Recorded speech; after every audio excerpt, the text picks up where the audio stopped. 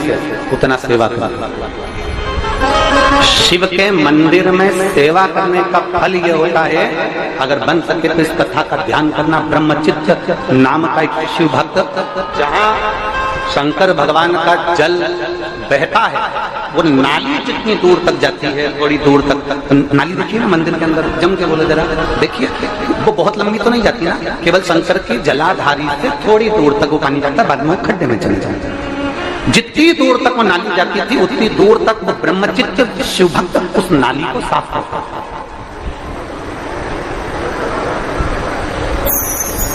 दो स्थान शंकर के मंदिर के, दो स्थान। अगर बहुत रोग में ग्रसित होना, बहुत रोगीले हो गए ना, बहुत कोई बीमारी ज्यादा हो गई ना, दो स्थान शंकर के मंदिर के बना लो, दो स्थान। जिसको हमको साफ करना है दो स्थान, और वहां चंदन की एक गिंदी रखकर दो स्थान बना लो।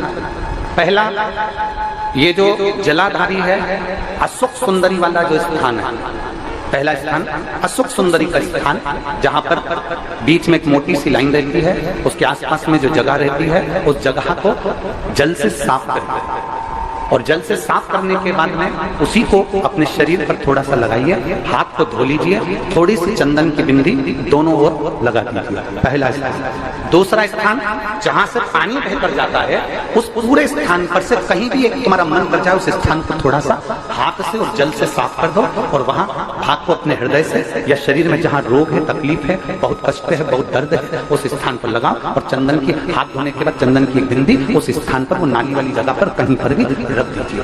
ये दो जगह आप साफ करना सीख जाओ। ये दो स्थान आपने अगर साफ करे हैं तो निश्चित है कितनी भी बड़े से बड़ी बीमारी है उसका रिजल्ट अच्छा ही आएगा, तो बीमारी समाप्त होगी। वो बीमारी समाप्त होगी, निश्चित है। थोड़ा समय लगेगा, थोड़ा समय लग सकता है, पर आप अपने भरोसे से अगर करोगे तो निश्चित उसका प्राप्त।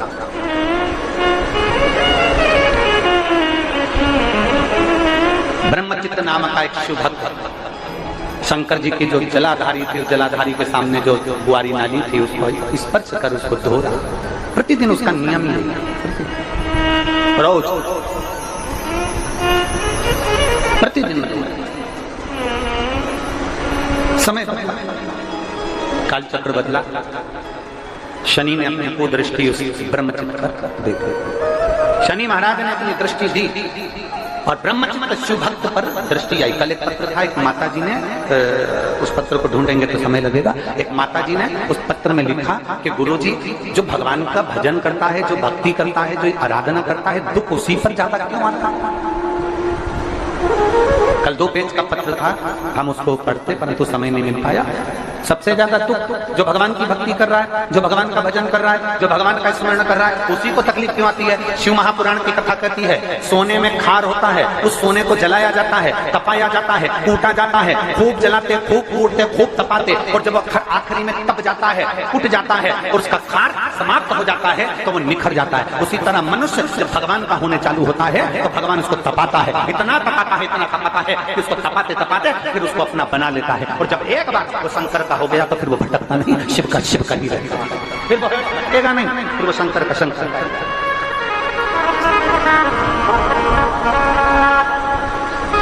फिर वो भटकता नहीं है, वो शंकर का हो गया और शंकर का ही रहेगा। और शंभू शरणे पड़ी, वो शंकर का हो गया। अब ब्रह्मचित्त शंकर के मंदिर में वो बुआरी जलाता, शंकर के मंदिर में सफाई करता।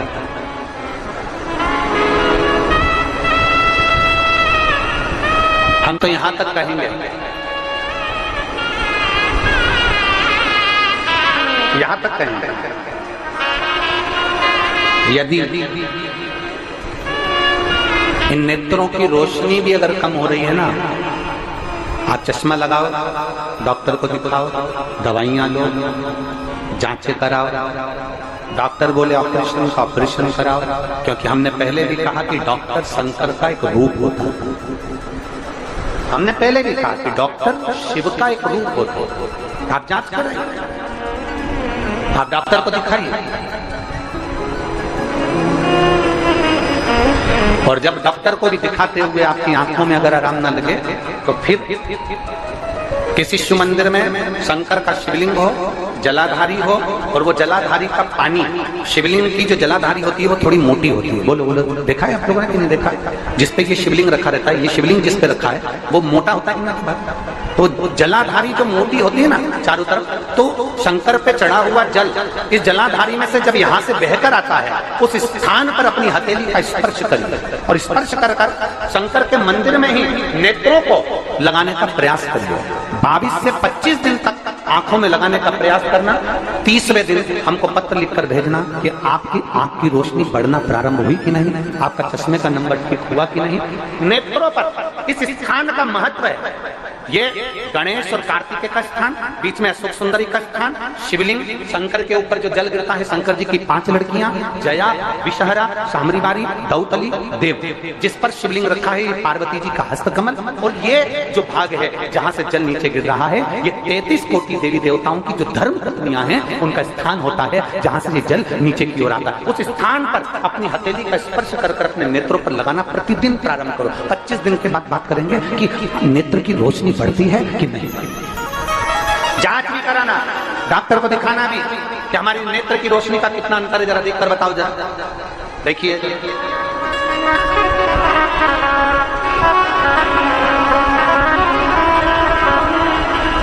और मेरे भोले तेरा सहारा है, मेरे भोले तेरा सहारा। ब्रह्मचित शिव भक्त शंकर का वो वरदानी भक्त शनि महाराज ने अपनी दृष्टि दे दी, तकलीफ आई, दुख प्रारंभ हुआ, कष्ट आना प्रारंभ हुआ। शनि जब अपनी दृष्टि देता है कष्ट आता है। और ऐसा कोई व्यक्ति नहीं जिसपे शनि की दृष्टि नहीं पड़े।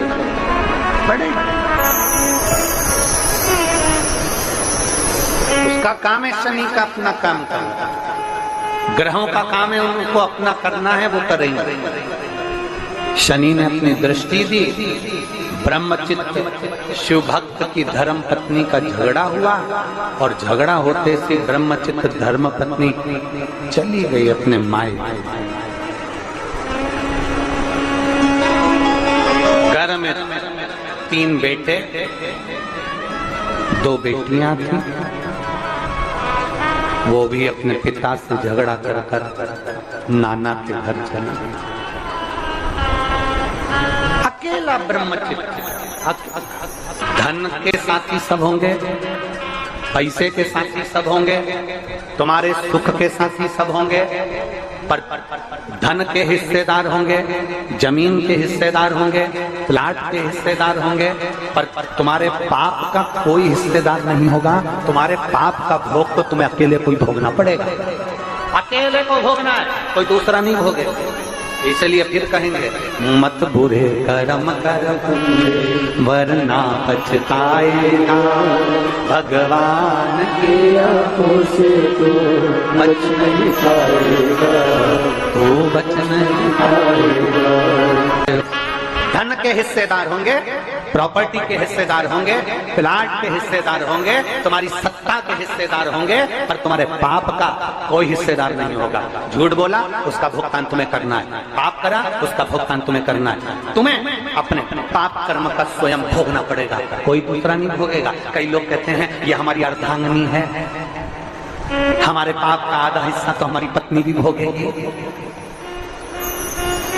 समझ लेना अच्छे से, फिर समझ लीजिए।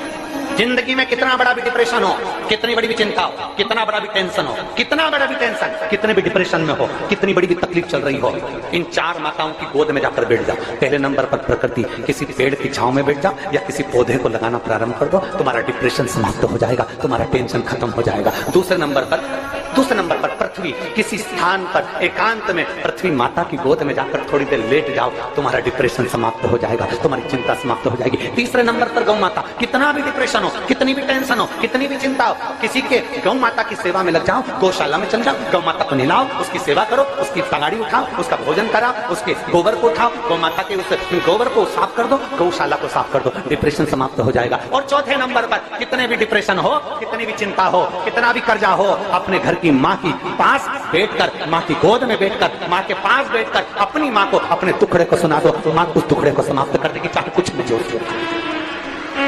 तुम्हारी माता के पास कुछ भी नहीं है, चांदी का छल्ला भी नहीं है, एक सोने की अंगूठी भी नहीं है, फिर भी अपना दुख, अपनी तकलीफ, अपना कष्ट अपनी माँ को सुना दो। अपनी माँ से कहो ना। कई बेटियां, कई बेटे, नवयुवक लड़के लड़कियां टेंशन में आते हैं, सुसाइड कर लेते हैं, मर गए। हम उनसे निवेदन करेंगे मरने का प्लान बाद में करना, पर एक बार अपनी माँ से जरूर जाकर कहना, माँ मुझे 15 दिन से ये टेंशन चल रहा है, माँ बहुत चिंता में हूँ, माँ, मम्मी मुझे ये परेशानी चल रही है, माँ किसी ने मुझे धोखा दिया, माँ किसी ने मुझे अपशब्द कहा, माँ किसी ने ऐसा कर दिया। अपनी माँ को जरूर बताओ, क्योंकि माँ केवल माँ नहीं है, उसके संबोधन में 33 कोटि देवी देवताओं का पुण्य समाया हुआ है। एक बड़ी सुंदर कथा आती है। एक टीचर ने अपने बच्चों से कहा, आपने स्मरण किया होगा, टीचर अपने बच्चों से कहता है कि कल सारे बच्चे स्वर्ग की मिट्टी लेकर आना। सारे बच्चे आए, एक एक बच्चे को खड़ा करा टीचर ने, तुम स्वर्ग की मिट्टी लायो? नहीं। तुम स्वर्ग की मिट्टी लायो? नहीं। तुम स्वर्ग की मिट्टी लायो? नहीं। एक छोटा सा बच्चा खड़ा हो गया, खड़े होकर बोला, टीचर ये लो मैं स्वर्ग की मिट्टी लाया हूँ। टीचर ने पूछा, ये कहाँ की मिट्टी? तू क्या स्वर्ग गया था मिट्टी लेने के लिए? तू बैकुंठ गया था मिट्टी लेने के लिए? बच्चा कहता नहीं, ये मेरी माँ के चरण की मिट्टी है और माँ के चरण में स्वर्ग होगा। ये मेरी माँ के चरण की मिट्टी है, उसमें स्वर्ग होता है, इसलिए मैं इस मिट्टी को लेकर आया हूँ, इस भूमि की इस परम मिट्टी को लेकर आया हूँ। स्वामी विवेकानंद जब विदेश जाते थे तब भारत माँ की मिट्टी को अपने हाथ में लेकर जाते थे। मेरे राम जी अवध से 14 वर्ष के लिए वनवास गए तो अवध की मिट्टी को साथ लेकर गए। मेरे कृष्ण कन्हैया जब ब्रज की रज को छोड़ द्वारका जाते हैं तो ब्रज की मिट्टी को अपने साथ लेकर जाते हैं। ये भारत माता की मिट्टी है, यह कोई साधारण नहीं है। यहाँ स्वामी विवेकानंद, रामकृष्ण परमहंस, चैतन्य महाप्रभु, जगत गुरु शंकराचार्य, एक नाथ जैसे संत, नामदेव, तुकाराम जैसे संत इस भूमि पर जन्म लेते हैं। ये वो साधारण भूमि नहीं जिस भूमि पर 12 ज्योतिर्लिंग और 4 धाम विराजमान है। ये वो भारत की भूमि है। ये भूमि चंदन से कम नहीं है, जिसको हम माता कहते हैं, मातृभूमि कहते हैं। उसको समझिए, उसको पहचाने, उसको जानने का प्रयास करें। अब लोग कहते हैं गुरुजी आप अपनी कथा में ये प्रकृति की बात लेकर आते हो, आप अपनी कथा में गौ माता की बात लेकर आते हो, आप अपनी कथा में पृथ्वी की बात लेकर आते हो, माताओं की बात लेकर आते हो, क्योंकि मेरी पूरी शिव महापुराण में प्रकृति की चर्चा है, मेरी पूरी शिव महापुराण में बेलपत्र के वृक्ष की चर्चा है, मेरी पूरी शिव महापुराण में नंदी और गौ माता की चर्चा है। भगवान शंकर एक अवतार गौ माता के उदर से भी लेते हैं, नंदीश्वर बनकर पैदा होते हैं। गौ माता के शरीर से भी भगवान उत्पन्न होते हैं। आप कहते हो आप माता का आदर करना, ये कहां लिखा है? हम कहते हैं भगवान गणेश जी महाराज को देख लीजिए, अपने माता पिता की परिक्रमा करिए, प्रथम गिनती में आ गए।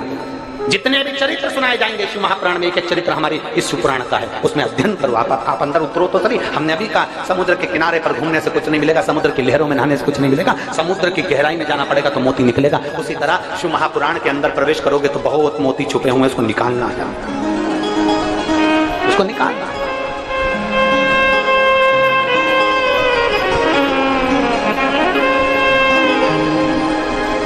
उसको वो कहते हैं धन का बिस्तर मिल जाए पर नींद को तरसे। मेरे राम को पाने के लिए, मेरे कृष्ण को पाने के लिए, मेरे शिव को पाने के लिए, मेरे ओघड़दानी को पाने के लिए, मेरे शंकर को पाने के लिए तुम्हें न चतुर बनना है न तुम्हें ज्ञानी बनना है। शंकर को पाने के लिए तो केवल निर्मल मन सो मोहि पावा और मोहि छल छिद्र कपट ना भावा। मुझे भगवान की अविरल भक्ति प्राप्त कर,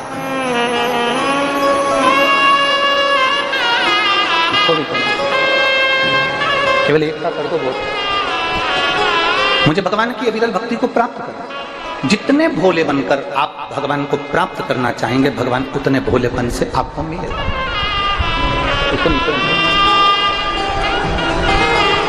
जितने भोलेपन से आप भगवान को प्राप्त करोगे उतना भगवान आपको मिलेगा, उतना करीब।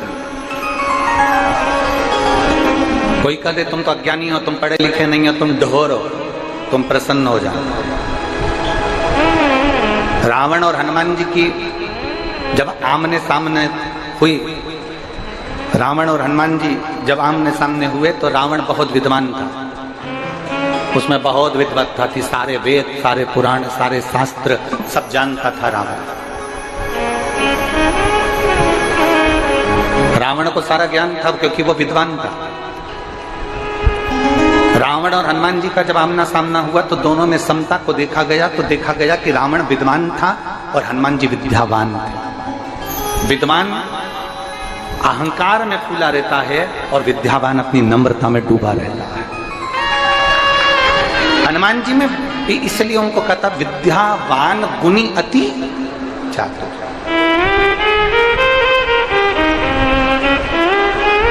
ज्यादा चतुर बनोगे भगवान से दूर हो जाओगे। चलो एक सरल भाषा का स्मरण करिएगा। बच्चा मां की गोद में कब तक रहता है? बोलो जम के बोलो जरा, जिसको आता है जवाब दो। कुरूद की मेरी माताएं अवश्य बोले। बच्चा मां की गोद में कब तक रहता है? बोलो बोलो जम के बोलो जरा। है? जब तक चल नहीं सकता तब तक। अब बीच वाली चीजें बोलो जरा। इधर वाली ने तो कह दिया कि जब तक वो चल नहीं सकता तब तक मां की गोद में रहता है। अब तुम बोलो। बच्चा मां की गोद में कब तक रहता है? शिव महापुराण की कथा कहती है जब तक बच्चा खिलौने से खेलना चालू नहीं कर देता तब तक वो मां की गोद में रहता है। जिस दिन मां ने उसके हाथ में खिलौना पकड़ा दिया उस दिन मां अपने बच्चे को खिलौना पकड़ाकर जमीन पे सुलाकर अपने काम में लग जाती है। बोलो सही है गलत? अरे बोलो तो जम के। बच्चे ने घुनघुना पकड़ा, मां ने उसको जमीन पर सुलाया। बच्चे ने एक छोटा सा कागज का टुकड़ा पकड़ा, उससे खेलना चालू करा, मां ने उसे जमीन पर सुलाया। बच्चे ने किसी खिलौने से खेलना चालू करा, मां ने उसको गोदी से उतारकर जमीन पर सुलाना प्रारंभ करा। बच्चा जब तक खिलौने से खेलना नहीं जानता, बच्चा जब तक खिलौने को हाथ में नहीं पकड़ता, बच्चा जब तक खिलौने में अपने मन को नहीं लगाता तब तक बच्चा मां की गोद में रहता है। और जिस दिन बच्चा खिलौने से खेलना चालू कर दे, जिस दिन बच्चा खिलौने में रमना चालू कर दे, उस दिन फिर बच्चा मां की गोद में नहीं रहता, उसको जमीन पर सुला दिया जाता है और बच्चा उस खिलौने से खेलना प्रारंभ कर देता है। बस यही की यही मां का चरित्र है और यही की यही मेरे भोलेनाथ का चरित्र है। भोलेनाथ जी से पूछा गया कि भगवान आपका भक्त आपका कब तक रहता है? तो शंकर भगवान कहते हैं जब तक वो मेरा कब तक है? जब तक वो इस संसार के लोगों में चतुराई में अगर डूब गया, मुझसे दूर हो गया। ज्ञानी बनकर ज्यादा डूब गया, मुझसे दूर हो गया। आडंबर में डूब गया, मुझसे दूर हो गया। दिखावे में डूब गया, मुझसे दूर हो गया। भ्रांतियों में डूब गया, मुझसे दूर हो गया। भगवान कहते हैं जो जैसे बच्चा माँ की गोद में रहे और माँ उसको खिलौना पकड़ा और वो ना पकड़े तो बच्चा माँ की गोद में खेलता रहता है, उतारती नहीं माँ उसको। उसी तरह भगवान कहते हैं संसार में जो डूब जाता है, भगवान कहते हैं उसको मैं दूर कर देता हूँ, और जो संसार में नहीं डूबा वो मेरा। अब इसका मतलब ये नहीं है कि आप परिवार में ना रहो, इसका मतलब ये नहीं है कि आप कुटुंब और कबीले में ना रहें। रहो, परिवार में रहो, कुटुंब में रहो, नाते रिश्ते में रहो, क्योंकि मेरा शंकर भगवान भी अपने परिवार में रहते हैं। मेरे भोलेनाथ माता पार्वती जी के साथ रहते हैं, मेरे भोलेनाथ गणेश जी के साथ रहते हैं, मेरे भोलेनाथ अपने पूरे परिवार में अपने साथ में निवास करते हैं। आप भी अपने परिवार में रहो, बस इतना याद रखो कि किसी को धोखा ना दिया। परसों की कथा, किसी को अपशब्द ना कहा।